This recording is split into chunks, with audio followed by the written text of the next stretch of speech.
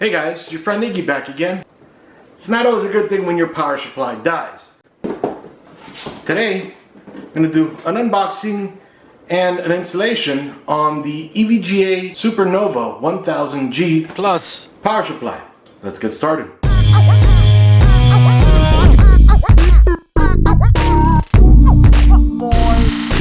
Before we get started on that, make sure to click like and subscribe. That way you get notified on every time I come out with a new video on installing power supplies, CPUs, motherboards, video cards, SSDs, playing the latest games, and everything tech related. So yeah, last night my power supply died. My lights went out for a few hours. We went out to eat, and when I came back, I went to turn on my computer because our lights were back on, and all I heard was, what? Tried a few different things, tried it by itself. Each time, nothing would turn on. So it tells me the power supply was bad. It was a bequiet 1000 watt power supply. It was a great power supply while it lasted, and unfortunately it died again. It's not its fault. It got zapped. It happens, unfortunately. Unfortunately, I had a very low grade surge protector. But anyway, today I'm going to be doing an unboxing and a build with the EVGA SuperNOVA 1000G Plus 1000 watt power supply. This is an 80 plus gold power supply. So top of the line there, well, there's platinum, but anyway, top of the line there. Come over here real quick as I do the unboxing, and then as I'm done with that, I'm going to jump over to a build real quick. I don't have a way to edit videos unless I have this guy. So come over here real quick. Quick shout out to all my friends, followers, subscribers, fans, all you guys for helping me decide between this power supply and that Corsair power supply on Facebook, Gaming Tribe, and you two that confused me on YouTube. Alright, so again, this is the EVGA SuperNOVA 1000G Plus 1000 watt power supply, and I'll go ahead and put a link in the description below and the pinned comment so you guys can check it out on Amazon. Actually, it's priced amazingly well right now for a 1000 watt power supply.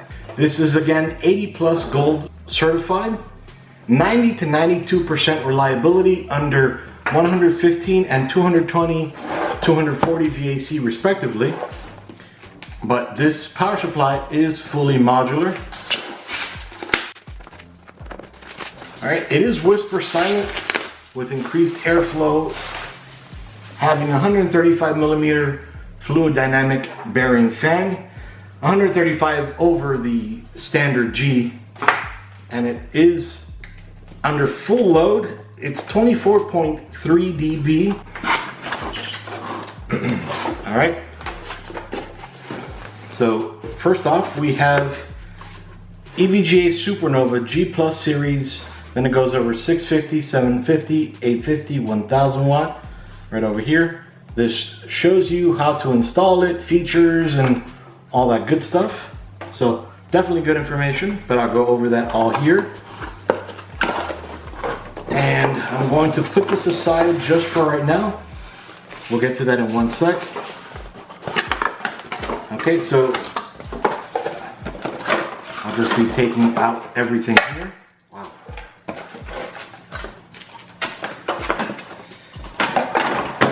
Alright, so just that you see, there's nothing else in this box. Alright, this brings one 20 plus 4 pin ATX cable. Ooh, and Velcro too. So it goes from your motherboard to your power supply. It also comes with a Molex to a floppy disk adapter. So something you don't see much around anymore, but hey, they have it there because just in case. Then they have, I'm really impressed, they have a bunch of these Velcro ties. You could probably use that for zip tying afterwards without the actual zip tie.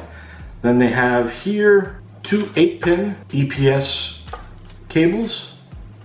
So 2 of those.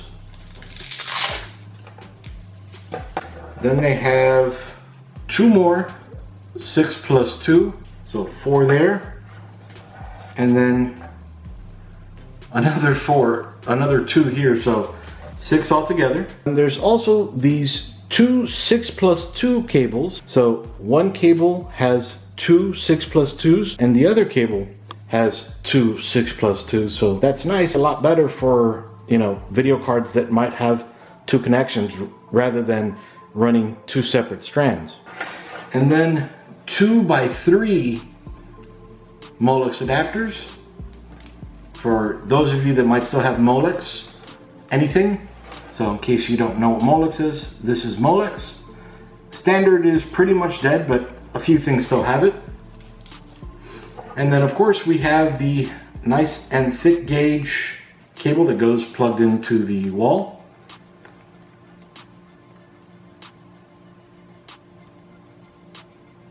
I'll go ahead and list the gauge down below, okay? And then they also have, which is nice, well, the 4 power supply screws. That would have been nice if they were black, but whatever. And then a power supply tester, so you can test if your power supply is bad.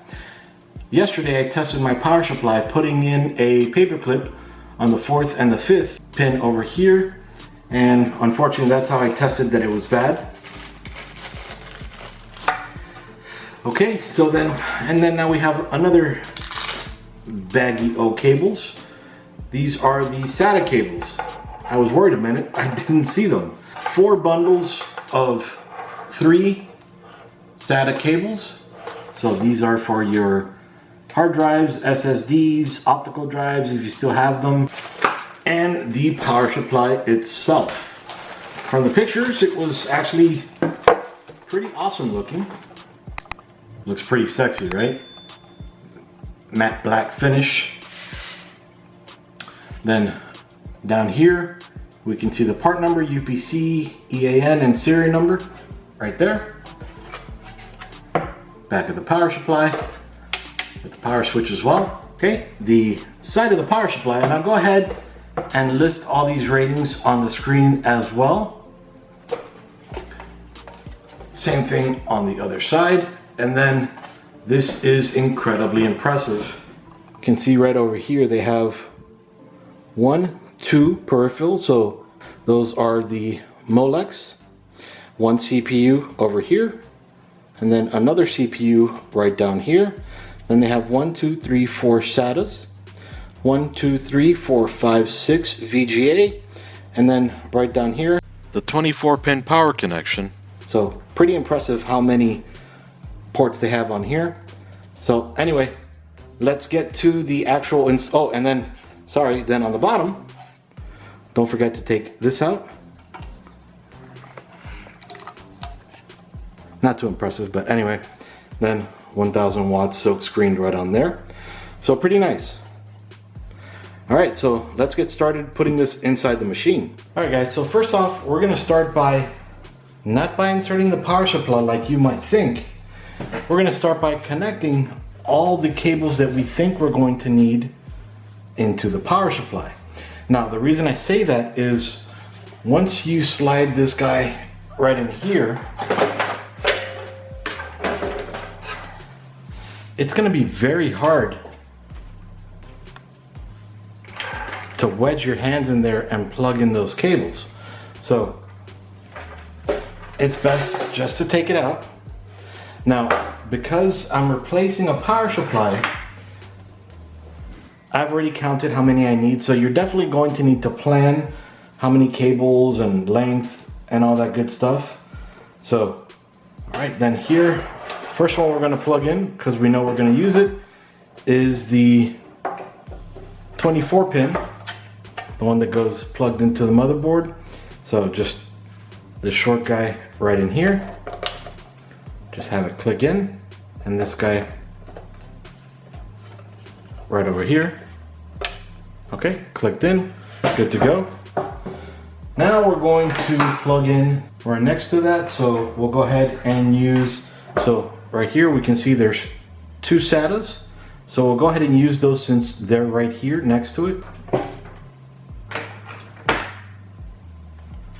So plug this guy in here.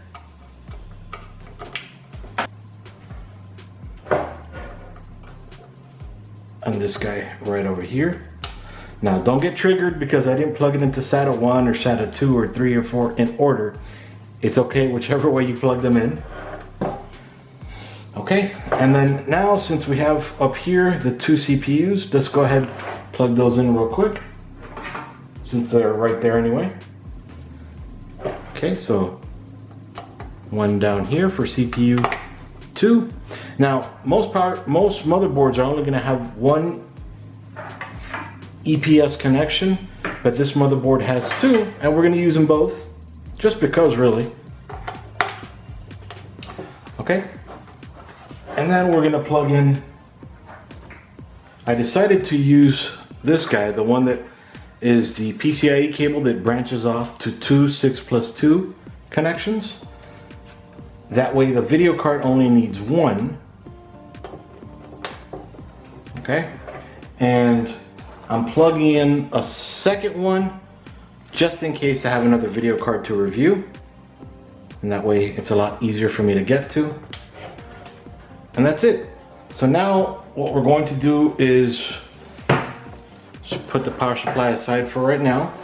Then we're going to grab all these cables and just slide them in here, and then just pull them through here.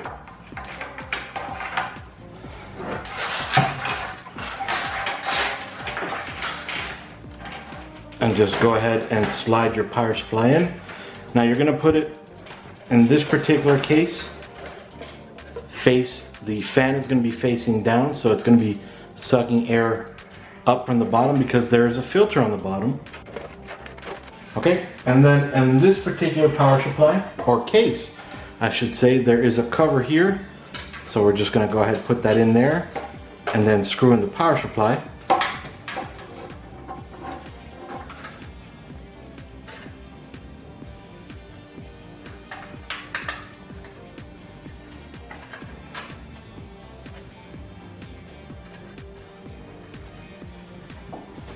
Okay, now I know this power supply came with silver screws for the power supply, but I prefer the black ones, so since I already had them, I'm gonna go ahead and use them.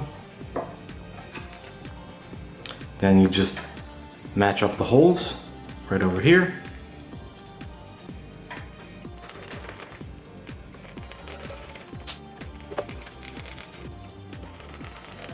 What I'm going to show you guys is just the basics. I'm not going to get incredibly detailed on cabling it because this is going to take me a long time to make it look nice and pretty. So I'm going to show you the basics and then I'll come back to make it look nice and pretty. So to plug in your SSDs or your hard drives, you're just going to want to remove it from here or wherever it may be on your particular case. These SATA cables. Then we're going to go ahead and plug in. You'll notice there's like a little L right down here, and that lines up with the L right over here. So then we just pop that in right over here.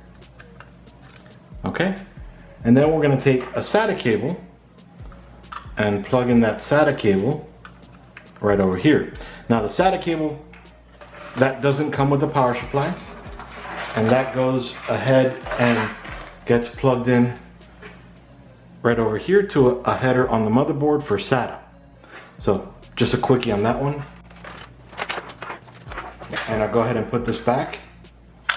I'll take care of it as I'm making it look pretty. You do that after you connect everything else. Then we're going to want to go ahead and feed the ATX 24-pin connection.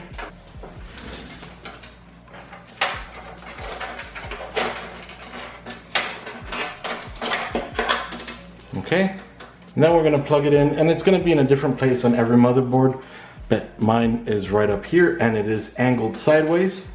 So I'm just going to go ahead and, whoops. Okay, just plug that one up there. And then here are the two EPS 8-pin power supply or CPU cables. And again, just to show you guys how to do it, I'm gonna go ahead and connect them up here.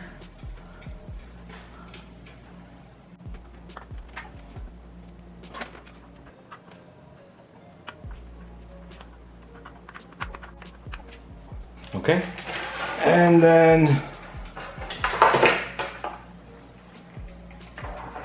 we're going to go ahead and plug in the video card.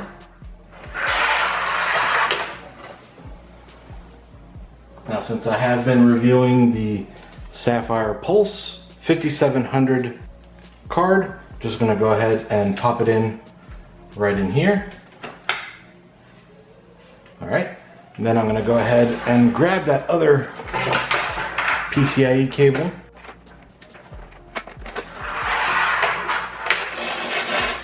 Now remember, this is just one cable, so it comes in very handy. So you just put together that 8-pin. Let me zoom in so you can see it better. Okay, so then we grab that 8-pin, slide it right in there. Now we grab that other one, just 6 of them, put aside the other 2.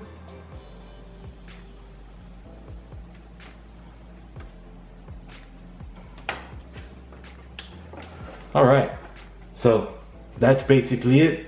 Now, if you wanted to, the computer is completely cabled. It's just completely ugly. So I'm gonna pretty it up, and then actually, let me go ahead and just make sure everything powers on. One sec while I grab a cable. All right, so I'm gonna plug it in for the first time. All right, and let's press the button right up here. That's normal.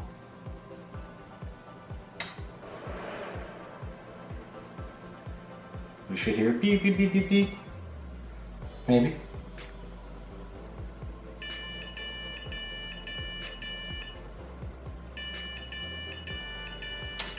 I forgot what those beeps are, but it might be normal, so let you guys know in a little bit.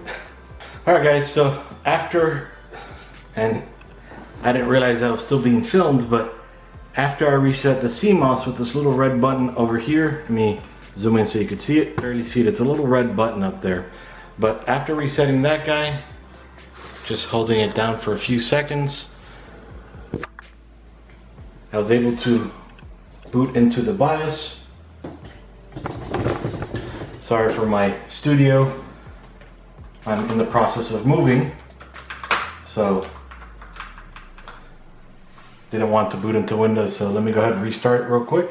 Alright guys, so I swapped out the power supply again with the EVGA 1000G Plus SuperNOVA, and as you can see right over here, she's working. So the issue I was having before that you heard all the beeps was she was overheating. I didn't have the liquid cool pump or anything aside from the fans plugged in, so she was overheating. I'm very thankful for thermal throttling. It was just keeping itself cool so it wouldn't burn itself out. But as you can see, she's working great. You will see a lot more from me on this power supply, so stay tuned here. EVGA. See you guys.